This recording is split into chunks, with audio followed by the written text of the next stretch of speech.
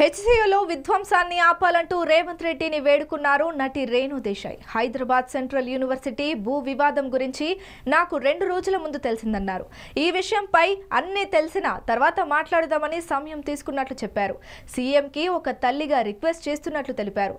తనకు ఇప్పుడు 44 ఏళ్లు, రేపో మాపో చనిపోతానని, కానీ తన పిల్లలు, మనందరి పిల్లలు ఇప్పుడిప్పుడే ఎదుగుతున్నారన్నారు.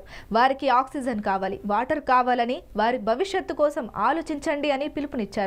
అభివృద్ధి అనేది జరగాలి, కానీ ఈ 400 ఎకరాల విధ్వంసం ఆపేందుకు ప్రయత్నించండి అంటూ రేణు దేశాయ్ చెప్పుకొచ్చారు. Heartfelt request to our honourable chief minister Revanth Reddy గారు. నాకు 2 days క్రితం ఆ హెచ్యూ గురించి తెలిసింది. కనుక్కున్నాను కొన్ని విషయాల గురించి. That's why I'm making this video. Sir, I'm requesting you as a mother. ఒక తల్లిగా మీకు రిక్వెస్ట్ చేస్తున్నాను. నేను ఎలాగైనా 44 అయిపోయాను, నేను ఎలాగైనా రేపు మాపు పోతాను, I'm old. But for my kids and all our kids, for their future, we need oxygen, we need water. Yes, development is 100% necessary. There is no doubt. We need our IT parks, we need our tall skyscrapers, we need our buildings.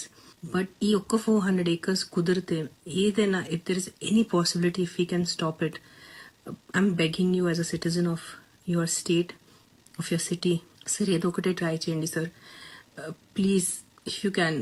మన దగ్గర ఇంకా చాలా, I think we have thousands of barren land which we can develop.